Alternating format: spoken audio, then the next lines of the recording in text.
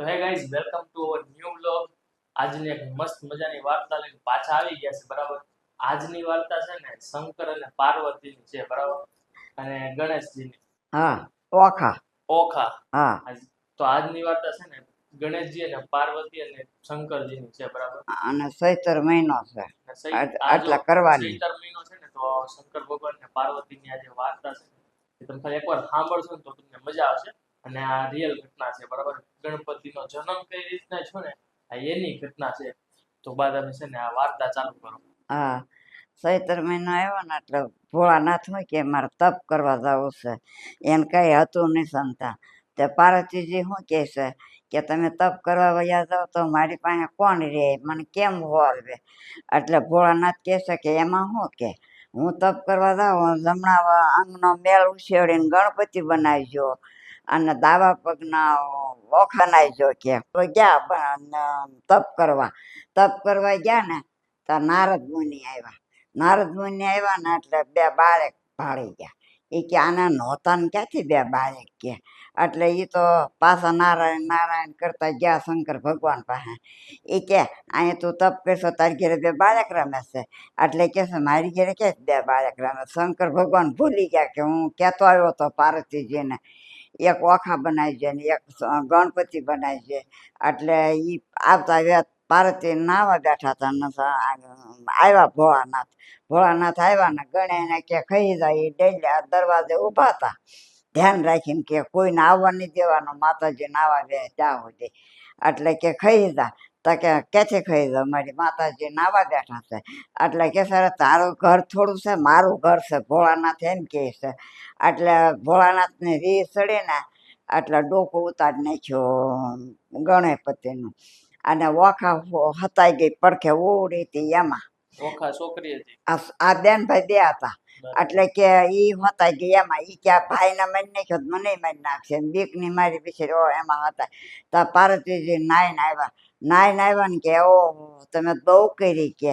એટલે કે કા એટલે કે તમે કહેતા નહોતા ગયા કે આ મારે થોડા કોઈના છે કે આ ડાબા પગના ગણેશ અને જમણા પગને ઓખા છે શું કરવા કે તમે આ કર્યું.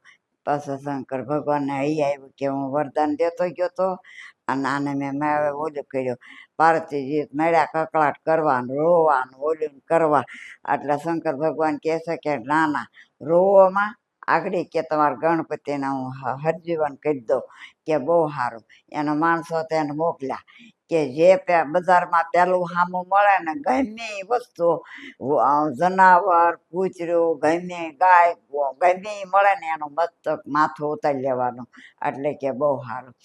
ત્યાં ગયા ને ત્યાં હાલવા મળ્યા ને ત્યાં હાથી પેલા સામો મળ્યો. હાથીનો ડોકો લઈ લીધો.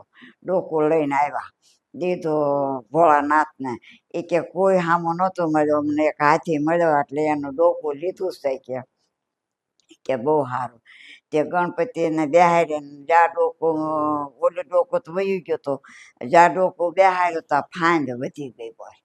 પાર્વતીજી કે અરે મારે હાવ કેવો કરી નાખ્યો કે ભૂંડો લાગે કેવડી ફાઇન થઈ ગઈ કે.